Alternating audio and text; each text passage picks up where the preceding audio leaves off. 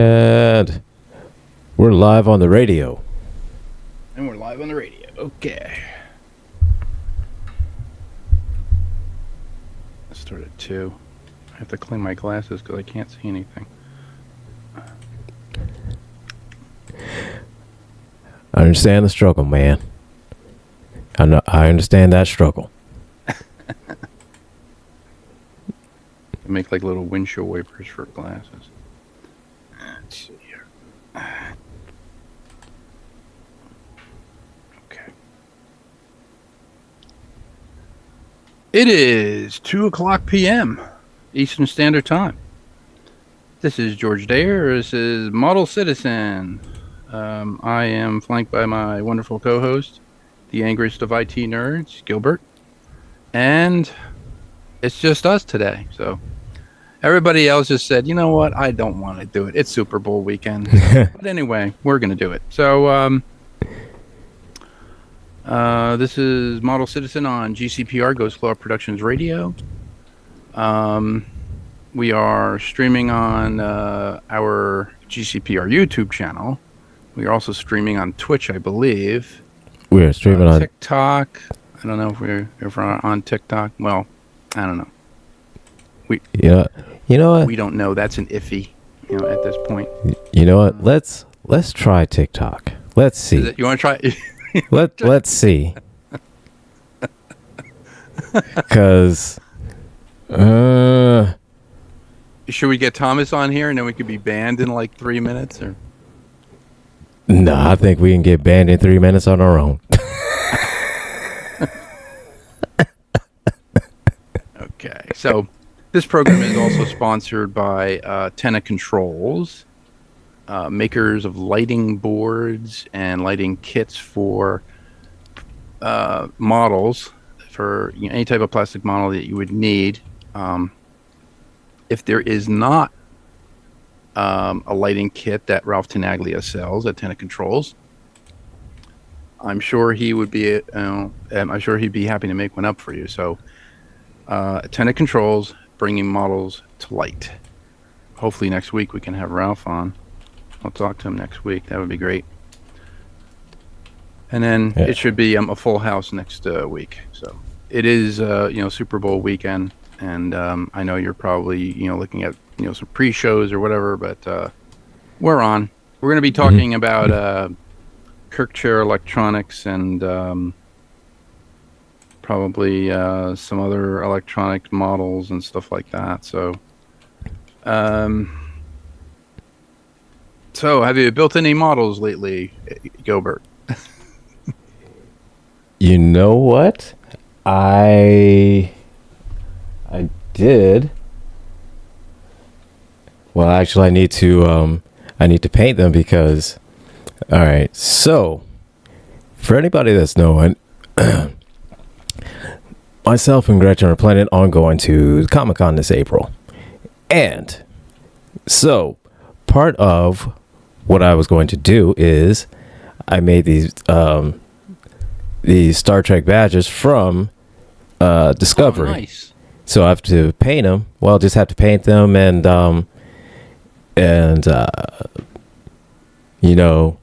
set magnets on the back of them, because you can see it has a 2 little spots right here for magnets. For neodymium magnets. Cool. So, yep. So we're going to get those painted and get the magnets all set and squared away. So, of course, naturally, I got to paint one, especially for Gretchen, because, just cause. It's a special paint job, yeah. Yeah. So that's what I've been kind of working on this week. I've been lazy. I've been lazy about getting painted. Are they solid or hollow? They're hollow or they're solid? They're solid. Oh, yeah, they're solid. I was gonna say because I found a Bluetooth speaker that can go into there, and you could probably port your phone into it, and then use it like a real communicator badge. Well, see, what I was thinking was that there's was actually getting a like small sound module, and being able to kind of like hollow out a spot for it. Right. and so that way, when it connects onto the back, then if you push hard enough, then it'll make the communicator sound just a the beep like that. Cool. Yeah. So that's what I'm thinking. I got to test it out, but I need a sound module. Get one first, but I think they're only like $15. I think. Maybe, how big are they? 20?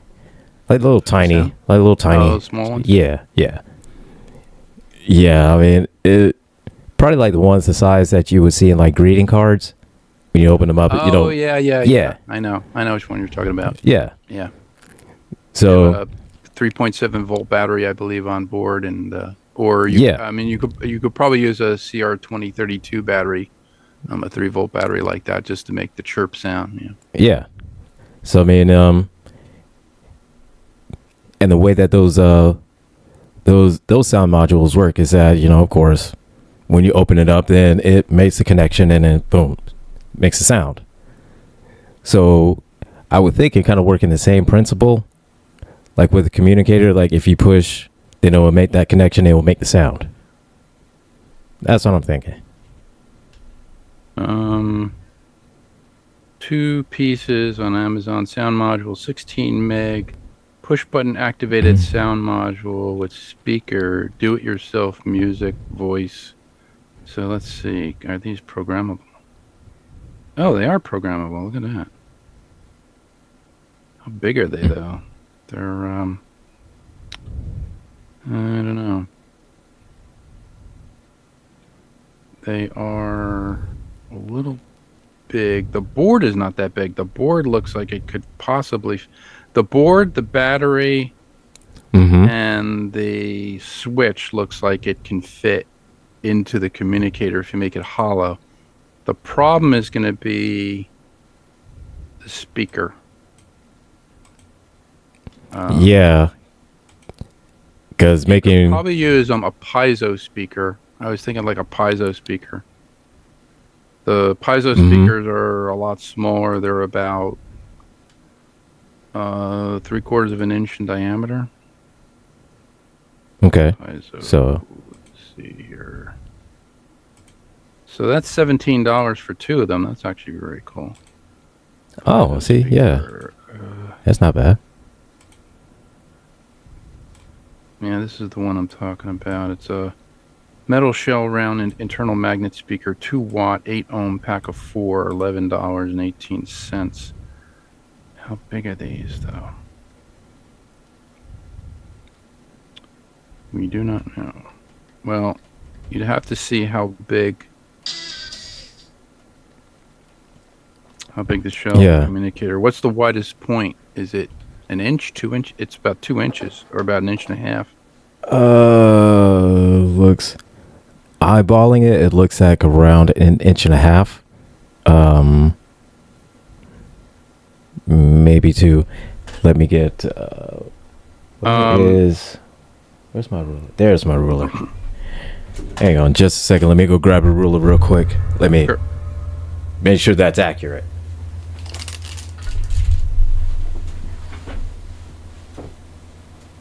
Okay, let's see what we got here.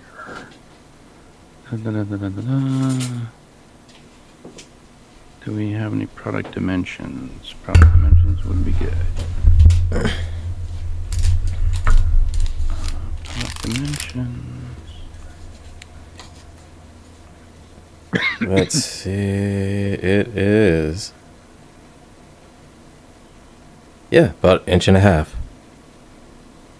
So yeah, the widest point of it is about roughly 1.5 inches. So yeah. Okay. These speakers are 1.1 inches in diameter. Okay, so that should work. Maximum speaker output is 2 watts. Stereo. It's a stereo speaker.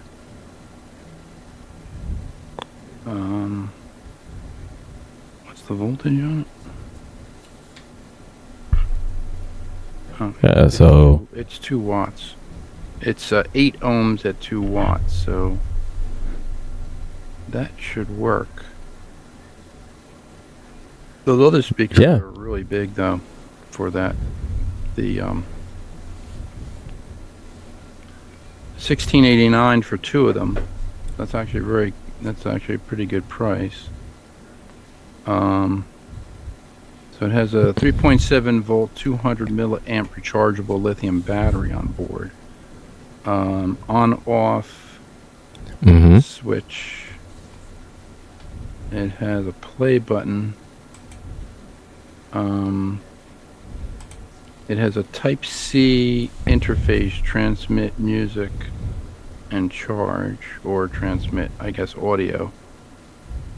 5 levels, volume adjustment. Yeah, cool. Yeah. And So it has record button. So it actually does have a record button. It has it has an 8 ohm 0.5 watt speaker, which should be small enough to fit inside the communicator. yeah. So I just have to make a spot essentially for it to fit inside.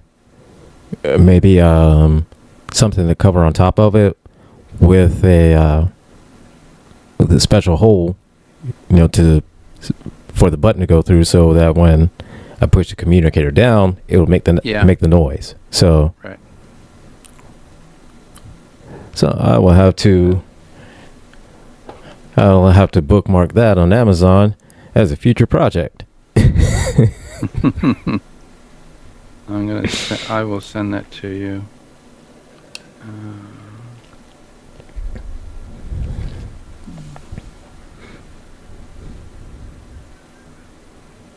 Sent. Yeah. Oop.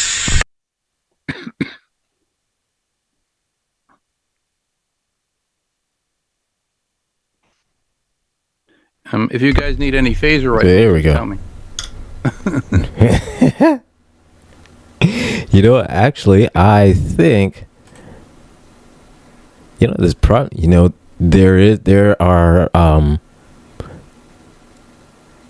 are different phasers that are downloaded off of Yegi and Thingiverse and Cults and Game Body. I don't know if it's Game Body. Game Body 2, yeah. And they got all the different ones, from the original one to the next gen to the Deep Space Nine, Voyager, all the different ones. Yeah, the one that my friend Mike Stein always wanted me to build for him, and I still have to figure out, or I still have to figure out how to do it. He wants the compression phaser rifle from Voyager. That's his favorite phaser rifle. It is it's 47 inches long. It's almost 4 feet long. That phaser rifle. Yeah. It's huge. And he goes, "Can you do it in resin?" I said, "Mike, if I did this thing in resin, you wouldn't be able to hold it, man. You'd have to go to the gym for like 9 months and just try to, work out." Right. It's got this huge strap on it. It's got auxiliary power packs on each side. It's got the one that I saw that was for sale one time. I think it was on Roddenberry's site. The Roddenberry site. It was like $3,500 for that prop. Oh man! And people started to make their own. All right. They started to source all the things, and then there was this one guy, put it on Thingiverse. It's on Thingiverse. It's actually pretty good, but I mean, if you could do it on a resin printer, I think it would come out a lot better. But I saw the resin kit. It was all resin. It was. It was so big. It was held together with bolts, with like screw bolts that you would get like from Home Depot. Yeah, it was one gigantic screw bolt that went through with all these nuts, and you held the whole thing together. And I was like, "You don't want to drop that thing, man. You drop it, that's it. It's done." No, man. no. No, but you're right though. I mean, making one out a rifle like that out of solid resin. Yeah, that's you're gonna have to. I mean, I've done the other one that I made, which was the next generation phaser rifle. That's the one that's also seen in Deep Space Nine. That's it's phaser type 2A or 3A. I forget what it is, but there's also a compression phaser rifle that they make for first contact. That's the one that I told goes there's two different ones. One actually has like a black tip on it. It looks like a giant dildo, excuse me. And the other one is more boxy,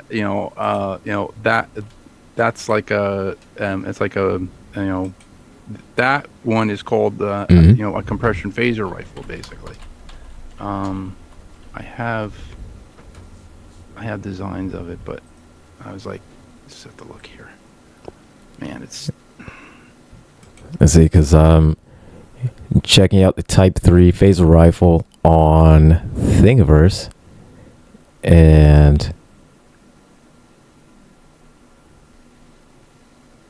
this looks alright. It looks pretty cool. It looks pretty cool. I can't. That's all right. All right.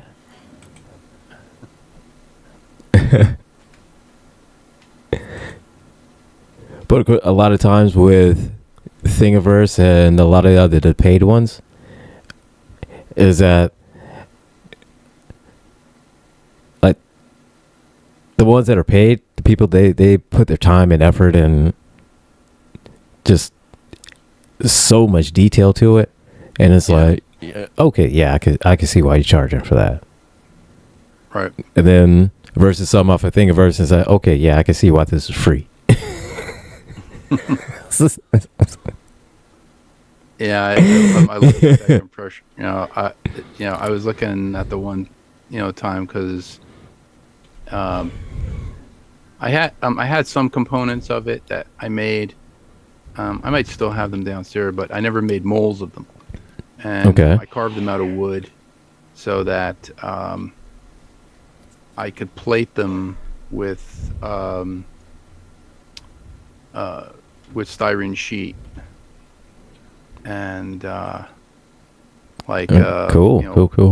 The top, like the top flashlight, maybe because the Star Trek ones, the first contact one,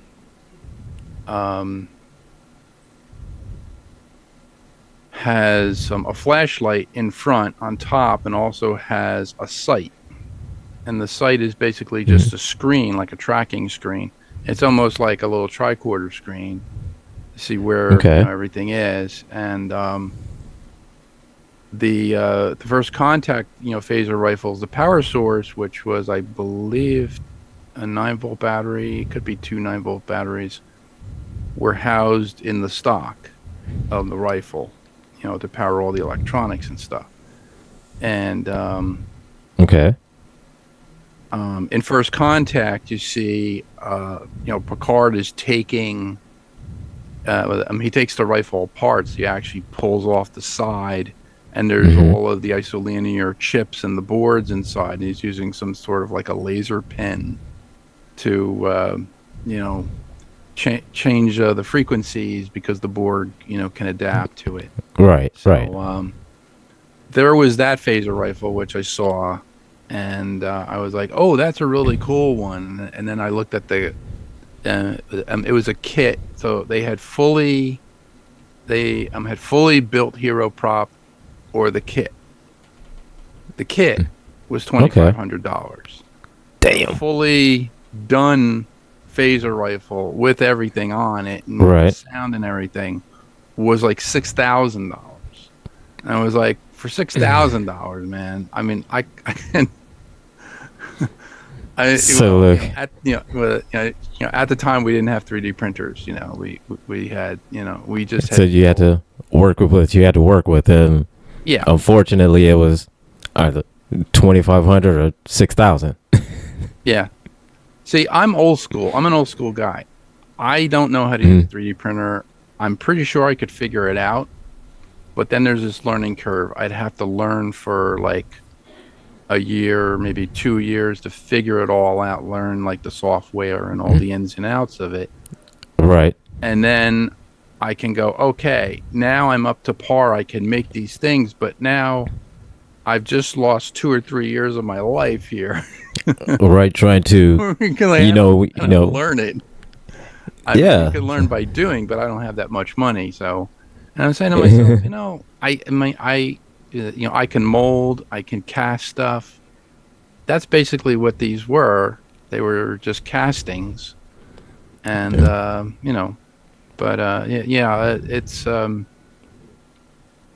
Well, I can tell you like this honestly. When it comes with 3D printers, sometimes even because I've been doing this since the beginning of the pandemic, around like 2020, 2019, 2020 is when I started. And even out to this day, sometimes I still feel like I don't have no clue what I'm doing. But even though I know what I'm doing, and I know, I've made enough mistakes in the past to know, okay, what I would need to do in order to make this print successful, and still every now and again, there's just that one random variable that will just happen. And it just makes me think, it's like, do I even know what I'm doing?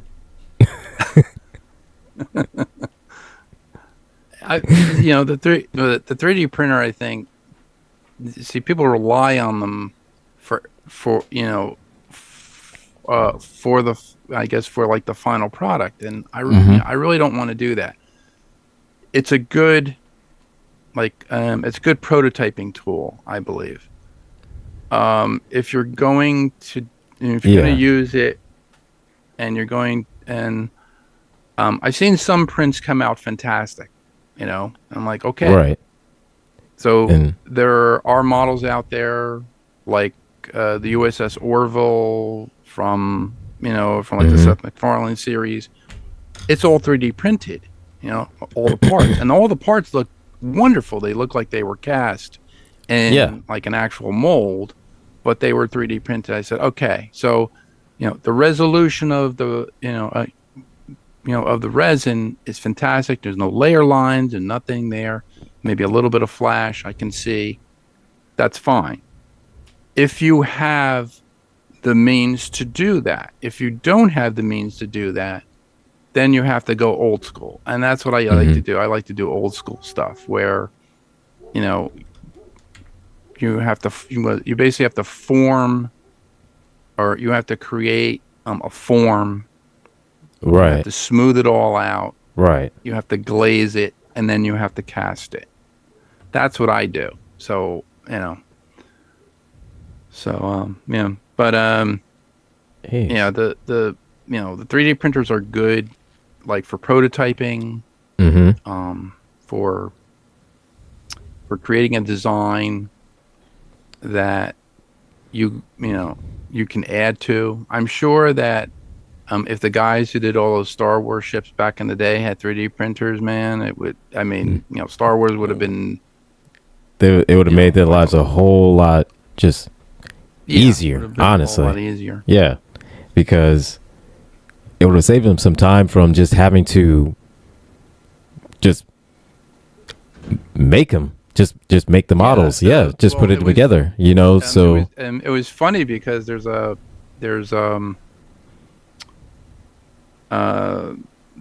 sense of scale. If you go to Sense of Scale on YouTube, there's an interview with Lauren Peterson, and he was the supervisor of the model shop for Star Wars, like Empire Strikes Back and Return of the Jedi, I believe.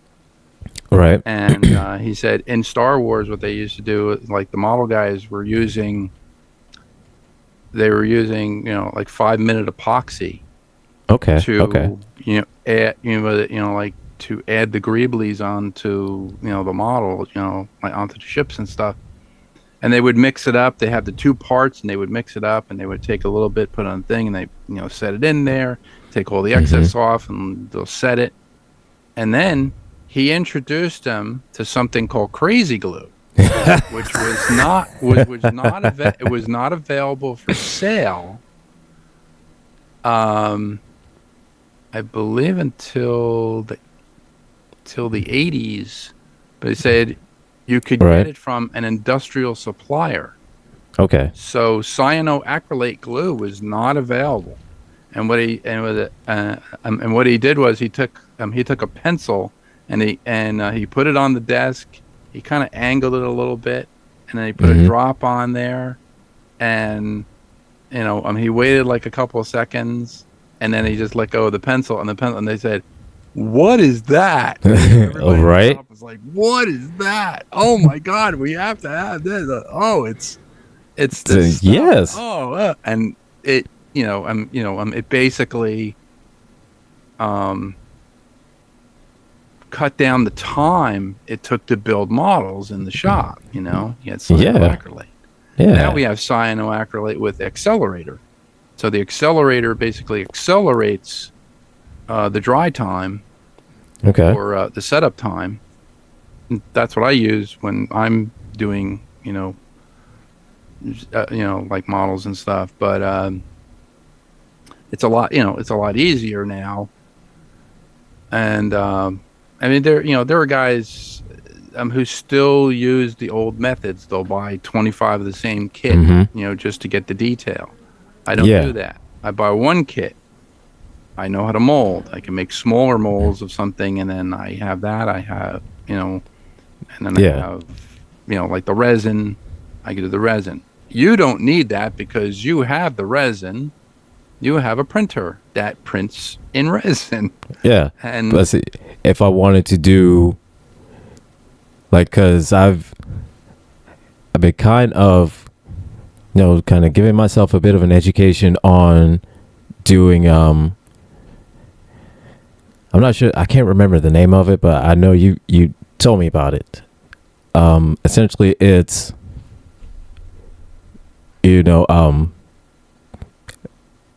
melting down, using metal, and using using resin as a mold.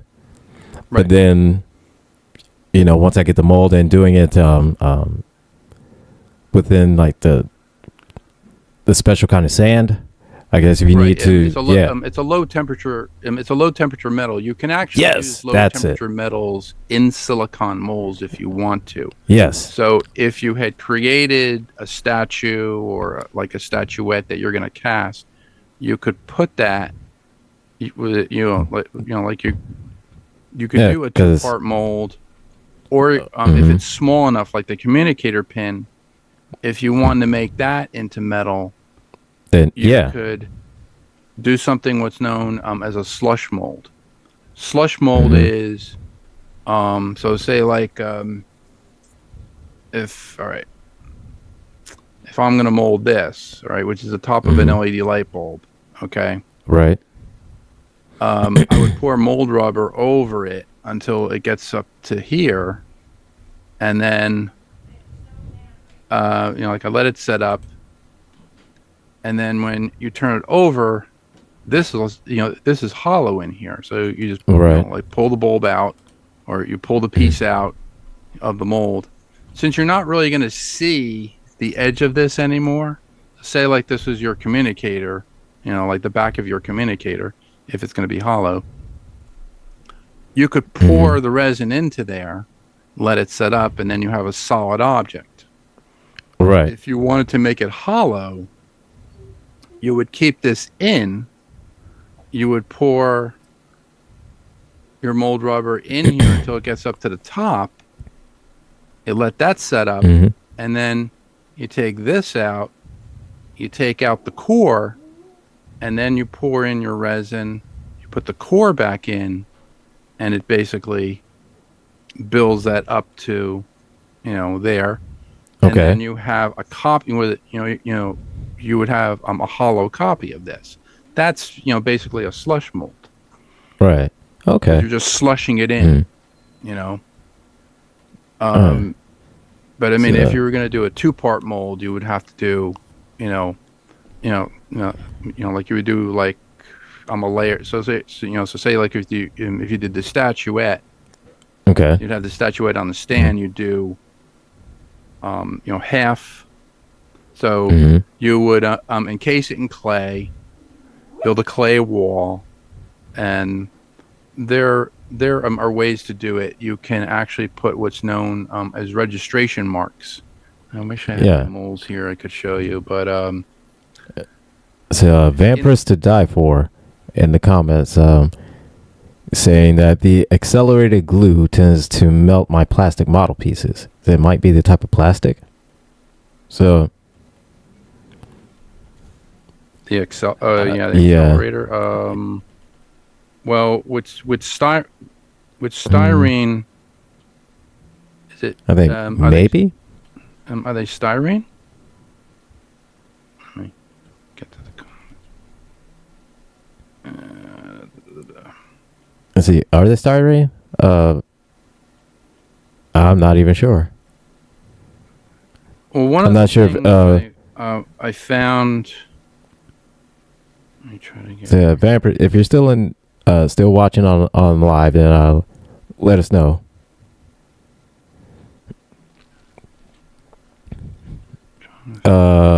Just plastic. I build Gundam models for fun when I can afford them. Hey, all right. That's all right. Gundam models. I'm trying to. That should. Okay. Well, it depends. It depends on the type of plastic it is. Yeah, the accelerator may. So it's quite possible then, because of the plastics that the company uses to make those Gundam models. Right. Yeah, it could very well be that. Yeah, they could melt because of the accelerated glue. Yeah, so it's very well possible.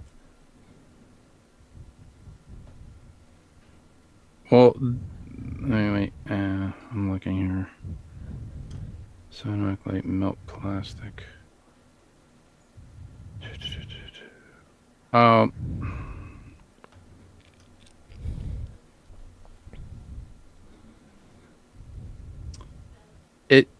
Well, that yeah, that is glue's purpose, like for styrene models. When you put, ordinary model glue, onto something, it actually softens it. It'll soften the surface, and it'll actually weld it together. Oh, so cyanoacrylate glue does the same thing. What you would do is what I'm going to do, like if it's a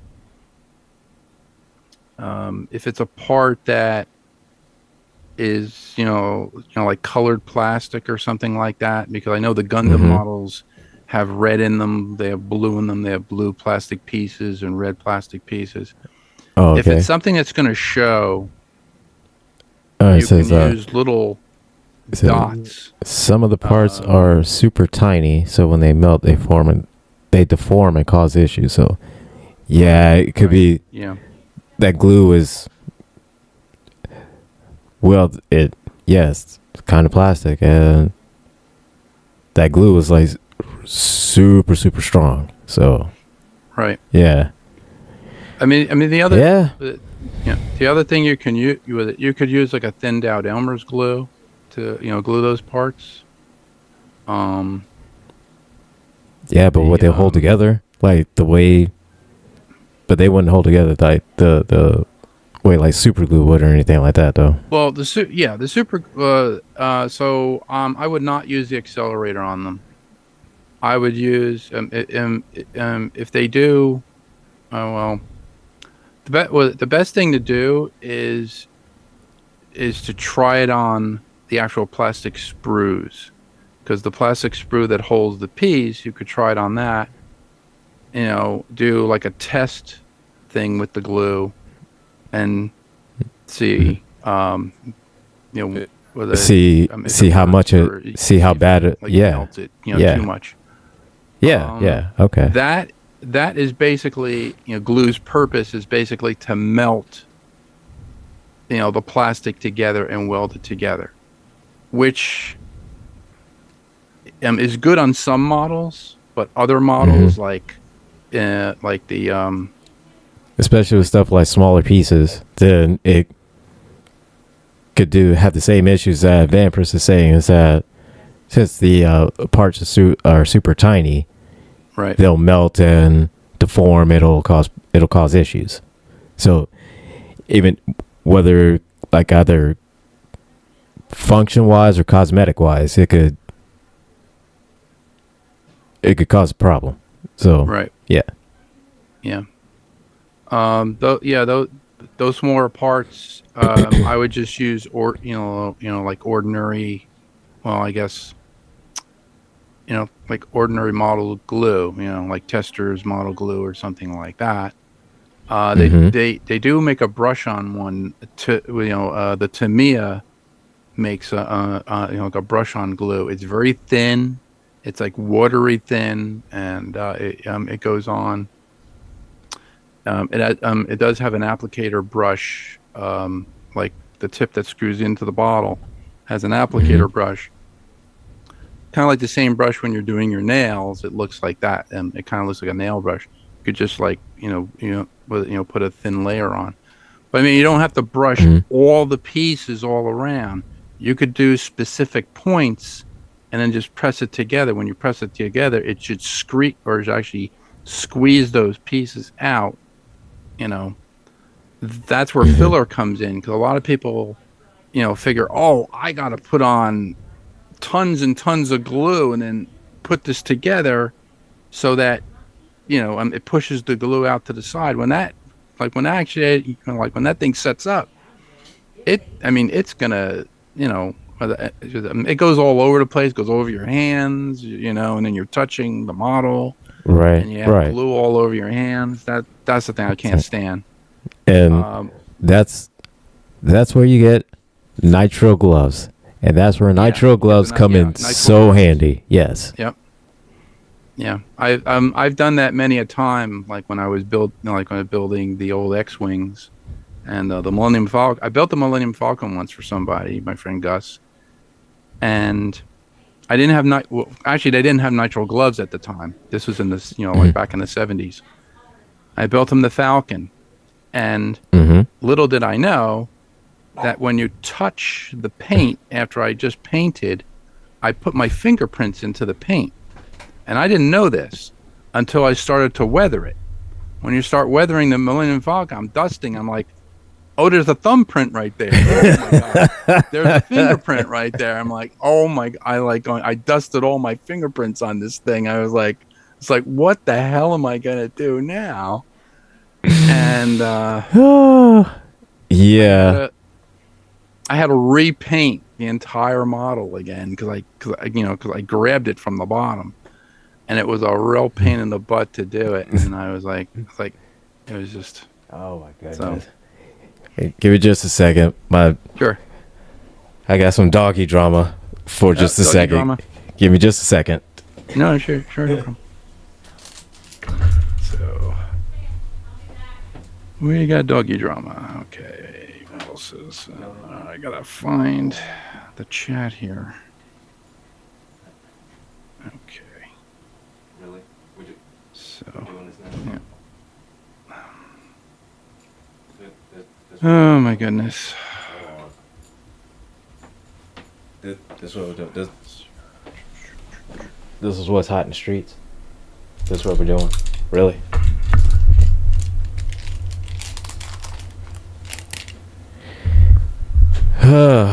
All right. Doggy drama. So, yeah. All right. Sorry, everybody, for the little bit of the doggy drama pause. Pause But, as in P-A-U-S-E, not P-A-W-S. Either one. Whichever one you want to go with. Okay. Pause. Okay. But Got it. yeah, we'll paint some of the small details before assembling. We'll go. Yeah, you know what? I should have done that when I printed out my Rodimus Prime. Before I started. Oh, I think I'll just glue it all together and just paint it all at once. Nah, I should have painted by piece instead of doing it, because now it's too much of a pain in the ass trying to paint it all at once. Oh. Problem is now, because the glue has set and it's again way too much of a pain in the ass to separate it, because now if I try to do that, then the part of the model it'll snap off, and then I probably won't be able to get it back together, and it'll piss me off, and then I'll have to reprint it all over again anyways. So I mean, you could use if you put neodymium magnets on the joints, you can always pull the legs off and paint them and then just snap them back on.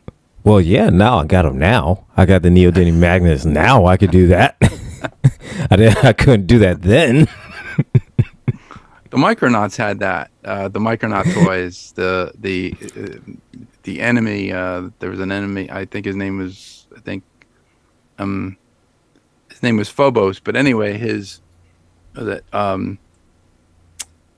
torso, actually had like these magnetic balls in his arms. Okay.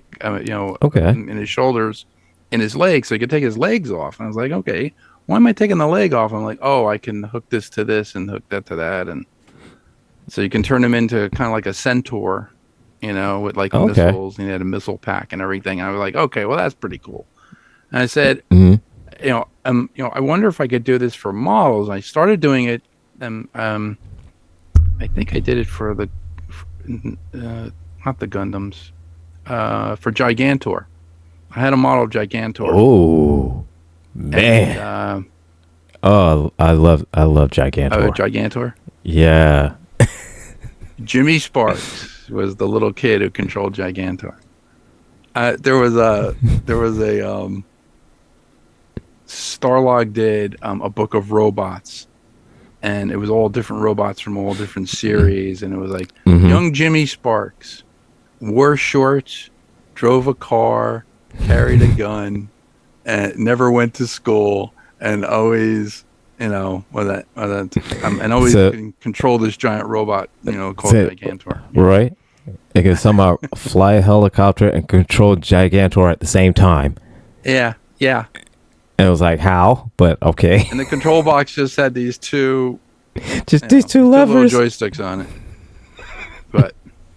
But yeah, that was my introduction to doing the ball joints with magnets, and I was like, okay, so I have to modify the model a little bit, just to get it, because then you can actually pose it, like if the magnets were strong enough, you could pose it. The other one I had was wasn't Gigantor. What was it?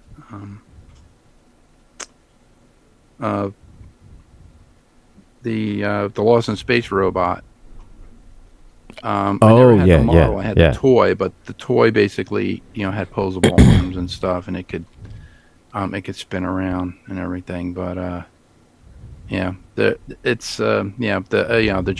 Gigantor I had.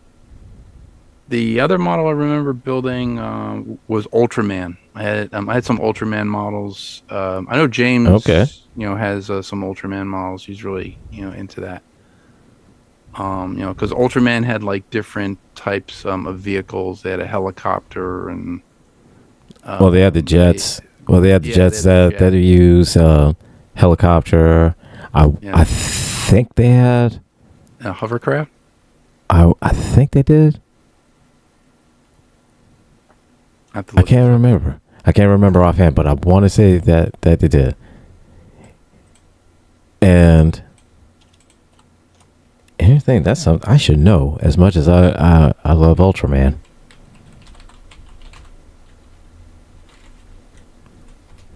Oh yeah, they had the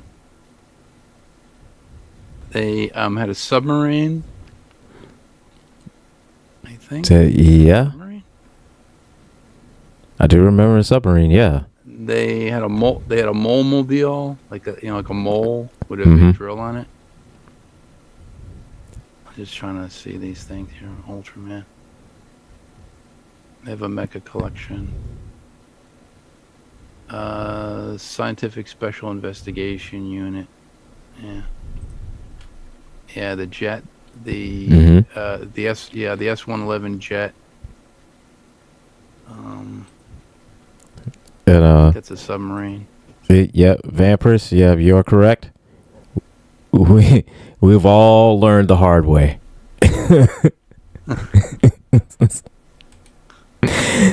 Like, in a couple of Facebook groups of 3D printing that I'm in, it's a running joke throughout throughout the whole 3D printing community of celebrating your failures.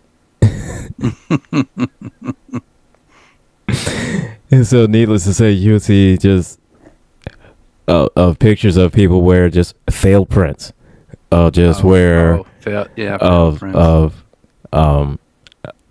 prints that didn't get quite finished all the way, where part of the resin got stuck onto the build plate, or part will get stuck into the vat, or if it was a filament, then where the hot end will get clogged, and then you see this big glob of just glob of filament just all around the hot end, and it was just stringy mess of of what's supposed to be a print. Yeah, we did. Yeah, we did. Yeah. Was it my friend Ray had a 3D printer when he first got his Flash Forge, and he brought it to work, and we actually were printing out the Terminator skull, like the full size Terminator skull. It got to just above the eyebrow because it was like an 18. It went for 18 hours, and last moment in his office, and it was just going. And he goes, "Well, I guess we have to leave this here and let it go." I was like, "Hopefully, it won't screw up." So we came back the next morning. And it see, you cursed it, man. You cursed it by saying, "Hopefully, it won't screw up." See, you cursed it. The head got clogged at a certain point, and what it did was it ripped the skull off the bed, and it was moving the skull around while it was trying to do. He was trying to print, and the skull's going, and it was stuck, going, and it was going back and forth, and all of a sudden, it just started to. I guess it was trying to create the brains for the. Because it looked like it was just this mess of filament, and then the filament basically ended because there was no more filament left. Thank God. And we came back, and I was like, "Well, at least we got a little bit of it." So yeah, we had to experiment with the bed, and the one thing was actually just spray hairspray on it, and. So you can keep it on there, and it was a constant heat issue. And I've done that. I've used the hairspray trick. The glass bed. Glass bed. Yeah. There's the kids glue the little purple kids glue trick that I used that. That's right. Yeah, I did that too. And there was the what's that? I used the textured surface. Mm-hmm. And what was that special? There was some kind of special made build plate. So basically, kind of special material. I can't think of it offhand. And in which it was supposed to act like an extra adhesive, so to speak, once it got heated. I think I know what you're talking about. It wasn't Teflon. It was no, not Teflon. it was I think it was PTFE. It was polytechnic ethylene. Yes. Yeah, PTFE bed. Yes, that's it. Because it was it had a little bit of a grain to it, and then you could print onto it. Yep. Yeah. Yep, that's what I had. Yeah, and then they came out with the PTFE bed, but it came out with a different heating coil, with configuration to give an overall heat. Bed instead of just one spot, so that would be that. And then you had the enclosure. And if you put the enclosure in it, you actually sealed the heat in, and it kept it on the bed. And yeah, you know what? It was just easier to. You know what? It was just easier to slice the damn thing up and print small sections, clean those sections up, glue them all together to make the skull. It was easier just to do that, to print small batches and print small things. Is that right? Yeah, and so I was thinking as soon as you said, well, I hope it doesn't screw up. I knew about one of three things was going to happen. Either one was what you said about what did happen. Either two, it would run out of filament, or three, it would have gotten clogged, and then it would have just been you would just see just a glob of filament. Yeah. That would have just stopped printing while it's still going. And you just see like half a skull, and a glob, and a glob of filament while they're still printing, still going. It's just the one thing because I had talked to John McCallum about this because he uses 3D printers a lot, and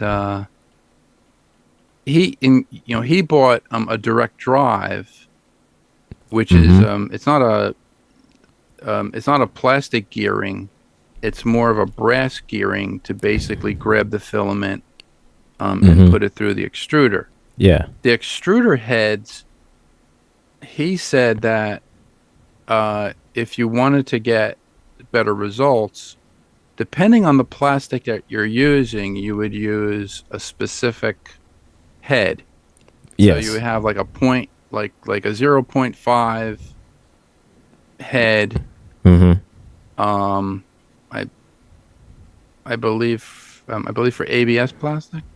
I forget what it was. I forget what the whole thing was, but there were different heads for different types of plastic. So yeah. There's ABS plastic, and then I forget what the other one is. There's a ABS, and then there's carbon, and then there's the regular PTE. No, not PTE. Trying to think. PTF. I don't know. No, it's ABS, and I can't think of the other one. Oh my god! Yeah, because I used to get it, but it was a silk filament, and it came in different colors, had a nice shine to it and whatnot. Vampirus, I've seen people use acetone to clean 3D prints. Is that okay to do? I'm learning about 3D printing. I would not use acetone. You can. That was the old school method. Acetone will melt it Yeah, it will melt your print. It'll take away, it'll take away the layer lines. But if you have a very thin section, it will just warp it to no end. The best thing to use is spot putty. The 3M makes it's a red spot putty glaze. Yeah, now that's if you're trying to get rid of layer lines, and that's the way to go. Now, if you're just wanting to say, let's say you've got to a point where you just actually want to clean it before you actually start painting it, then you would want to use rubbing alcohol at a bare minimum 70%, because that will give you the best clean without melting your filament or mess with the resin or anything like that. But yeah, definitely if you're looking to get rid of the layer lines, some kind of filler putty. I would sometimes I'd use wood putty, just plain wood putty, and it was a pain in the ass to do, but I would use wood putty and just sandpaper and just kept on sanding. It was putty and sanding, sanding. It's a process. 3M makes a red glazing putty. It has a hardener in it already. Comes in a black tube with a white cap. It's made by 3M. You can get it on Amazon. That's the one that I use when like when we were doing the Iron Giant at Steve Neal's to take all the layer lines out of the 3D prints. It fills it in. It doesn't with it. It creates a little bit of heat, but not so much as it's going to destroy the print. That's where it's like body filler basically. Yeah. So it'll harden. Body filler is fantastic for like anything special effects, man. Anything. I mean, that stuff is like Bondo. Yeah, I mean, Bondo stuff. Yeah. Oh my god, it's fantastic. Like I can tell you like this. Going to Walmart in the automotive department, you'll see, a lot of stuff that you would need. Just the Bondo stuff. Cleaners and everything like that. Yeah. So, right. Yeah. Exactly, Vamper. It's similar to body work for a car. Yeah. Right. So that's the 3M glaze. Now there's two different types. T Nathan. Buddies. T Nathan. T Nathan up in the chat. He said, "This is what his weapons are going to be made out of." Made out of Bondo? Said, "No, not out of Bondo, man. They're going to be. We got to make something a little bit more sturdier for you, so they got to be made out of metal. So." So if T Nathan would like to get us one of the Mark Forge printers, you can, but I already got a quote for them. Mark Forge printer. Yeah. Uses a carbon filament. Okay. So filament. Just to let you know, carbon filament, it's it has a glue in it. Yeah. All right. It's sturdy. To keep the 3D print together. It's sturdy and it's stiff.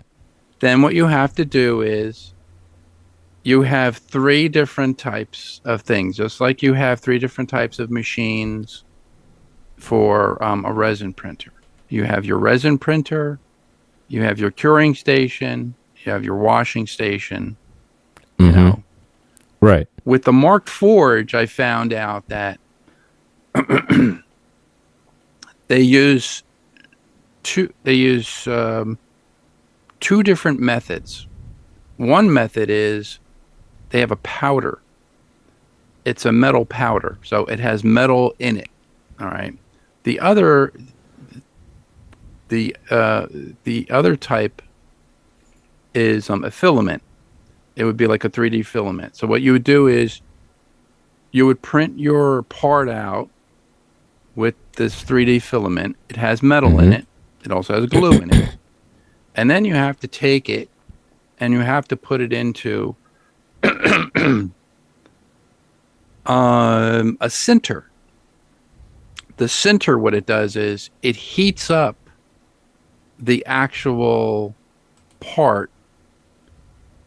It burns away the glue that was holding it, and it actually melts the metal into the shape that you printed in. And then you have to take it out of the sinter and you have to put it into this cleaner, which cleans it all. So the guy goes, "Hey, what kind of power source do you have?" I said, "Well, I have 115, I have 220. And he goes, "Oh, you got 220? I said, "Yeah, I have 220 in the basement." He goes, "Yeah, that's basically what it uses." I said, "So how much for the printer?" Printer was $35,000. The sinter is almost $100,000. And then the cleaner was another 50 grand. And I was like, maybe I'll just stick to I'm good. It out of clay and making it out of. He said, "I'm good." I think I'll stick to what I know. Stick to what I know. Yeah. He goes, "Yeah, but you can make car parts. You can make all these, you can make all these things." I said, "I understand what I can make with it. If I had all that technology, and I would need a lot of room. I mean, like my basement is 50 by 30. Okay. Right. Half of my basement, would be filled with those machines, and I would have to actually vent all that out because you're actually heating up metal. So, Favorites, look, rethinking the 3D printing out.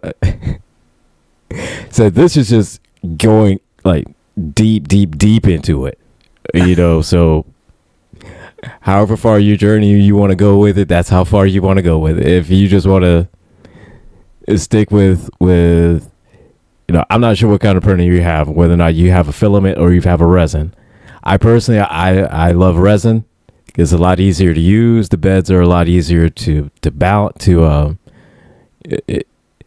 beds are a lot easier to work with, a lot easier to balance. Vats are as well, so and so it's just like it's a little bit of a learning curve, but but it's cool because you can make just stuff around the house that you just want. You could even custom things you just want. If you want to say you want to make a clock, you could print out a clock. You could print out different pieces of a clock, put them, either glue them all together and get a motor off of Amazon, and then boom, you have your own special clock. So you could do all kinds of stuff with it. Just depending on how far, depending on how far you want to go with it. He wants those bat bombs, the ones that. Now, T. Nathan, on the other hand, he wants to go so far in depth as where shurikens. He wants the whole kind of like ninja smoke bombs and the shuriken and the AI tech on it, all this stuff like that. Yeah. So Marked Forge. Right. So he was the Mark Forge, go that far with it. But if you just want to do toys and D&D stuff like that, then yeah, you don't have to go that far in it.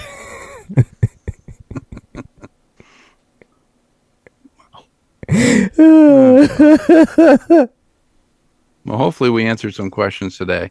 It is past 3. We do have to get to Jeff Kennedy and call him to do a special episode of the Helpdesk, but we are not going to be on. We just have to. So we're doing running with his new computer. So yes. So. And, all right. What did he say? Oh, I was just. T. Nathan, man. So So T-Nathan says, bippity boppity hail Satan. I don't give a F, says, T-Nathan tells, these are my Q guys. So essentially like Q from off of James Bond. So, yes. So yeah, Vampire says you could print parts for your '92 Subaru. Yes, you could do that. Yes. Matter of fact, there's I printed a custom piece for a friend of mine for her rims, and so I made a custom piece just out of it was out of resin, but it was ABS resin. Mm-hmm. So it's solid and it's sturdy. It's not going anywhere. It's flexible enough to where, it's not going to snap that easy. But yeah, the newer ones I've like the metal. There is a service where you can get the metal filament. Mm-hmm. You can make 3D prints, and then you can send them your 3D print, and they will sinter it and create like a metal shell if you wanted to. Yeah. So there is a service out there that you could do it. I think is it PCB Way? There, I think I. But yeah, find here. Vampers. Yeah, you can make custom parts, and just like do all kind of custom things for your vehicle. Yeah. So there is a website called PCBWay.com. It's a one-stop solution for PCB manufacturing and assembly. So they do prototyping, assembly, they do CNC machining, 3D printing, and SMD stenciling. So they have a 3D printing service. If you have a prototype or you have a model that you want printed, they can print it in any, let's see here. They can also print it in metal. They can print it in any plastic you want. So, So say like you had like an invention that you were going to do. Instead of you doing it yourself and buying all the stuff, you can have them do it. They'll give you a quote, so you'll say, oh, I want this, I want that. And, they'll give it, a quote, and they'll actually do it for you. And then they'll just mail it to you. I guess after you pay them, but, so they have an online 3D printing service. But, they have, electronic design.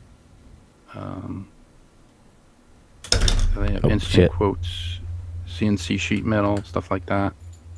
So that's what they do. I can't find the others. I can't find the other thing here. Automotive transform processes and enable customized, innovative automotive parts. So they can make metal. Yeah. So they can make automotive parts for you if you need them. They do have They have parts customization, mass production, conceptual designs, and prototypes and testing. So they can actually print wheels for you if you want. They can print anything. So they're called PCBWay.com. Actually, very cool. But so yeah, with that, but yeah, definitely check that out, Vampirist. Do some more research.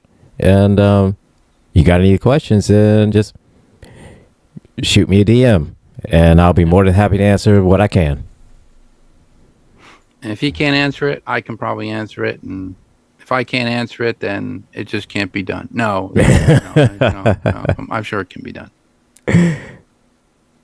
Well, that has been Model Citizen for today. We have to do a I'm getting.